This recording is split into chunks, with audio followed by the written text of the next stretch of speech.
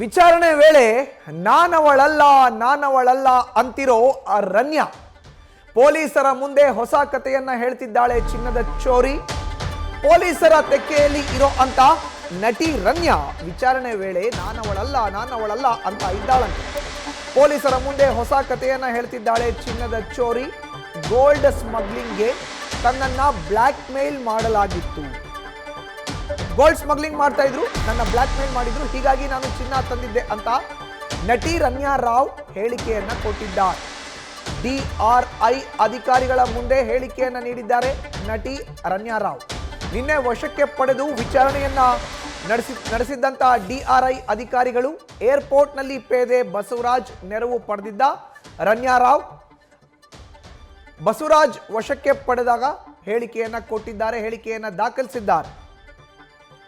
ನಾನವಳಲ್ಲ, gold smuggling ಮಾಡೋಕ್ಕೋಸ್ಕರ ನೇರವಾಗಿ ನನ್ನನ್ನು ಬಳಕೆ ಮಾಡಿಕೊಳ್ಳಲಾಗಿದೆ ಅಂತ ನಟಿ ರನ್ಯಾ ರಾವ್ ವಿಚಾರಣೆ ವೇಳೆ ಹೇಳಿದ್ದಾಳಂತೆ. ನಿನ್ನೆ ಬೆಂಗಳೂರಿನ ಕೆಂಪೇಗೌಡ ಅಂತಾರಾಷ್ಟ್ರೀಯ ವಿಮಾನ ನಿಲ್ದಾಣದಲ್ಲಿ DRI ಪೊಲೀಸರು ನಟಿ ರನ್ಯಾ ರಾವ್ರನ್ನ ವಶಕ್ಕೆ ಪಡೆದಿದ್ರು.